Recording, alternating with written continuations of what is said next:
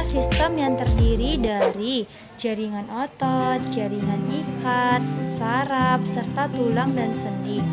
Fungsi dari tulang yang pertama yaitu sebagai rangka tubuh atau memberikan bentuk atau postur tubuh kita. Yang kedua yaitu sebagai tempat penyimpanan mineral, kalsium dan fosfor, di mana tulang ini kaya akan cairan kita. Selanjutnya yang kedua itu sebagai alat gerak pasif untuk bergerak. Yang keempat itu pembentukan sel-sel darah yang terdapat di dalam sumsum tulang belakang. Selanjutnya kita akan membahas menurut lokalisasi skeleton. Yang pertama yaitu skeleton appendiculare. Yang itu ekstremitas superior, ekstremitas inferior. Yang kedua itu skeleton axiale, yang itu kolumna vertebris, costa, sternum, dan cranium. Sebenarnya kita akan membahas skeleton head atau kepala, yang dimana yaitu frontal, itu tulang dahi. Frontal ini berbentuk pipi, yang fungsi utamanya itu dari tulang ini adalah untuk melindungi otak sekaligus menopang struktur kepala termasuk di rongga hidung dan mata kita. Yang kedua itu parietal, di mana yaitu tulang ubun-ubun. Ini merupakan parietal, itu berjumlah dua, letaknya di kedua sisi kepala dan menyatu di tengah-tengah dan tepatnya di belakang tulang frontal. Di mana tadi kan frontal kan di sini ini parietal. Fungsinya itu untuk membentuk selubung bulat yang kuat di atas bagian otak kita. Nah, selanjutnya kita akan membahas temporal, di mana itu tulang pelipis. Ini merupakan temporal. Ini temporal. Tulang ini juga berjumlah dua. Fungsinya itu membantu membentuk struktur tengkorak dan melindungi otak besar kita. Tulang ini juga terhubung dengan otot-otot penting, termasuk otot yang mendukung gerakan mengunyah dan menelan. Selanjutnya itu kita akan membahas oksipital. Oksipital atau tulang kepala belakang. Ini merupakan oksipital, di belakang ini merupakan oksipital yang berbentuknya pipi, terletak di belakang dari tengkorak. Nah, itu oksipital ini berfungsi untuk melindungi bagian otak yang memproses penglihatan dan berperan dalam pengaturan pergerakan dan keseimbangan tubuh kita. Selanjutnya kita membahas sphenoid, yaitu tulang baji. Ini merupakan sphenoid. Tulang ini terletak di bagian tulang frontal. Ini di bawah tulang frontal, inilah sphenoid untuk melindungi struktur otak dan saraf kita. Selanjutnya ethmoid, di mana ethmoid itu yang ini merupakan ethmoid, tulang tapis, terletak di depan tulang sphenoid. Ini sphenoid, ini ethmoid yang berfungsi untuk membentuk struktur rongga hidung kita. Ini rongga hidung kita. Ini sphenoid. Selanjutnya kita akan membahas bagian-bagian tulang wajah kita. Yang pertama yaitu zygomatikus. Ini merupakan tulang pipi. Ini merupakan zygomatikus, berbentuk seperti persegi panjang dan terletak tepat di bawah kedua mata. Ini di bawah kedua mata kita.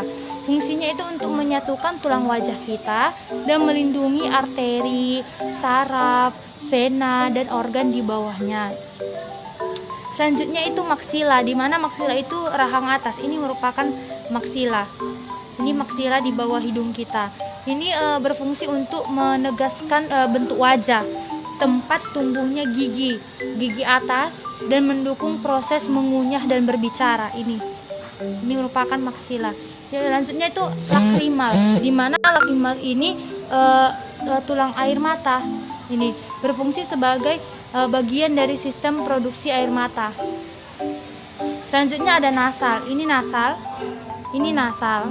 Nasal itu yaitu tulang hidung, di mana fungsinya ini untuk mengikat tulang rawan yang membentuk kontur hidung. Nah, selanjutnya yaitu mandibula. Mandibula ini tulang rahang bawah. Ini merupakan mandibula.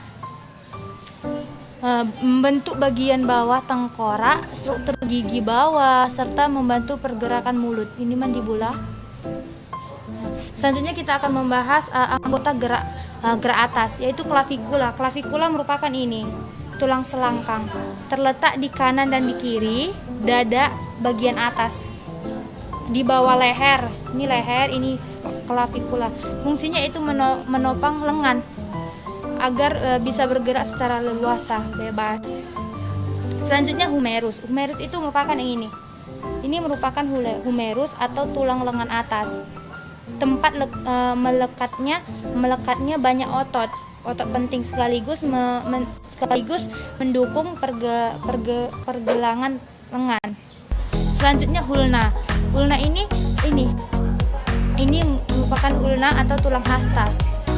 Yang di bawah ini ulna, membentuk struktur lengan bawah, membentuk rotasi pergelangan tangan, menjadi tempat melekatnya otot dan membentuk sendi siku.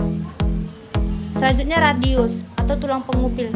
Ini radius itu memanjang dari ibu jari ini merupakan radius sampai ke siku kita, yang berfungsi untuk menghubungkan pergelangan tangan dengan lengan atas. Ini ulna, ini radius. Selanjutnya itu karpal, di mana karpal itu tulang pergelangan tangan. Ini merupakan karpal. Fungsinya itu sebagai penghubung antara tulang tangan dan lengan, menghubungkan tulang tangan dan tulang lengan. Selanjutnya metakarpal, itu telapak tangan. Ini merupakan metakarpal. Ini karpal yang berfungsi sebagai untuk jembatan antara pergelangan tangan dengan jari. Ini untuk menghubungkan ini dan membentuk kerangka tangan. Selanjutnya itu phalanges, itu tulang jari. Ini phalanges berfungsi untuk memberikan struktur tulang telapak tangan pada setiap tulang. Jari mempunyai 3 tulang pembentuk. Hanya ibu jari yang memiliki 2 pembentuk. Selainnya itu 3 pembentuk, tetapi ini hanya 2 pembentuk. Selanjutnya kita akan membahas tulang belakang. Tulang belakang ini terdiri atas 33 tulang. Ada 5 wilayah, yaitu cervical, thoracalis, lumbal, sacrum, dan coccyx. Kita akan membahas cervical. Cervical ini berfungsi untuk menopang kepala dan leher, mendukung untuk memutar, memiringkan, dan menganggukkan kepala. Selanjutnya thoracis, yaitu memberikan struktur dan menyongkong tubuh serta melindungi saraf tulang belakang. Ini tulang belakang. Selanjutnya lumbal, yaitu pelindung sumsum tulang yang melintas sepanjang tulang belakang di sini, di belakang kita ini. Dan organ yang terdapat pada rongga perut kita. Selanjutnya itu sakrum, di mana sakrum ini menjadi penopang tubuh pada saat berlari dan berjalan. Dan yang selanjutnya kita membahas itu coccyx, itu menahan beban dan menjadi pusat gravitasi yang baik. Selanjutnya kita membahas sternum, yaitu melindungi organ-organ dada dari cedera, karena jantung dan paru-paru menjadi organ bagian dalam dada. Selanjutnya kita akan membahas costa, yaitu melindungi organ vital dada serta membantu pernapasan. Itu costa. Selanjutnya kita akan membahas tulang dada. Tulang dada, ada beberapa bagian dari tulang dada. Yang pertama yaitu satu tulang hulu atau manubrium.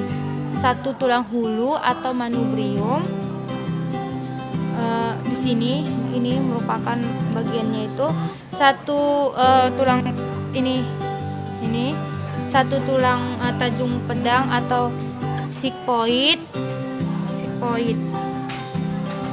Selanjutnya tulang rusuk, di mana 7 pasang tulang rusuk sejati atau costa vera ini merupakan ini tulang rusuk ini.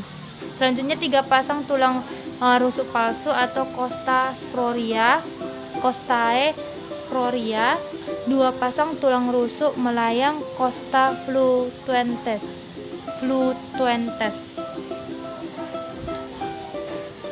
Selanjutnya anggota gerak bawah. Yang pertama itu kita akan membahas kokas, di mana kokas ini panggul, bagian bawah perut antara kedua tulang pinggul. Berfungsi sebagai penyangga berbagai organ dan sistem pencernaan serta reproduksi. Selanjutnya femur. Femur itu di mana itu paha kita. Femur itu paha kita. Ini merupakan femur. Femur sebagai penyangga tubuh. Patella itu lutut. Ini patella. Membungkus dan melindungi sendi lutut. Tibia, di mana tibia itu ini yang paling besar, berdekatan dengan tulang kering dan berfungsi untuk menstabilkan pergelangan kaki dan mendukung otot kaki bagian bawah. Selanjutnya fibula, itu yang kecilnya. Ini fibula. Tulang kering berfungsi untuk menyangga otot yang berada pada area tulang kaki. Selanjutnya tarsal, di mana tarsal ini pergelangan kaki. Tarsal itu yang ini. Ini merupakan tarsal. Ini tarsal menjaga kestabilan tubuh, menjaga kestabilan tungkai bagian tubuh, bagian bawah tubuh. Metatarsal yang ini, tulang telapak kaki, yaitu untuk menahan beban dan keseimbangan sesuai dengan permukaan. Phalanges itu merupakan jari kaki kita. Ini merupakan phalanges. Ini merupakan phalanges, itu berfungsi sebagai penjaga keseimbangan ketika berjalan maupun berlari. Tulang rawan berdasarkan komposisinya terbagi menjadi 2, yaitu tulang rawan hialin yang terdapat pada tulang rawan sendi saluran pernapasan. Selanjutnya itu tulang rawan elastis, di mana terdapat pada daun telinga atau meatus acousticus externus. Yang ketiga, fibrocartilago terdapat pada diskus intervertebralis tendon kondral, yaitu sendi. Selanjutnya kita akan membahas sendi, di mana sendi ini adalah tulang yang berdekatan pada sistem skelet, dapat berhubungan secara bersinambungan atau tidak bersinambungan sehingga sehubung dengan hal tersebut. Itu ada sendi palsu, di mana itu yang bersinambungan atau disebut dengan sinartrosis. Sendi sejati, di mana yaitu tidak bersinambungan atau diatrosis.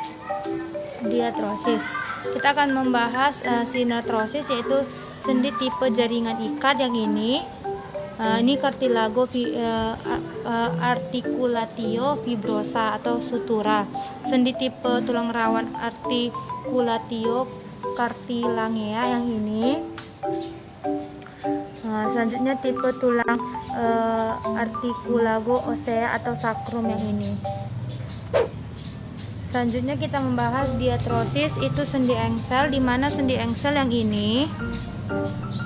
Selanjutnya sendi konoid yang ini. Selanjutnya sendi kisar yang ini.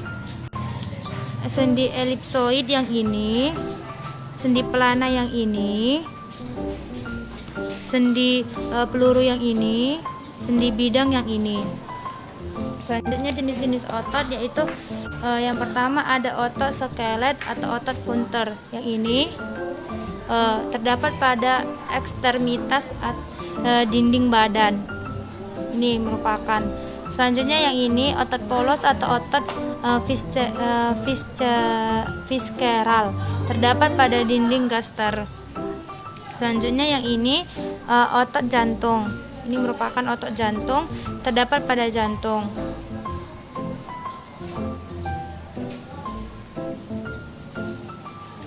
Selanjutnya fungsi otot, di mana menggerakkan tulang sendi. Yang kedua, penstabil sendi atau penjaga postur. Selanjutnya penegangan ligamen. Selanjutnya itu penyimpanan energi pada regangan. Terima kasih. Bye bye.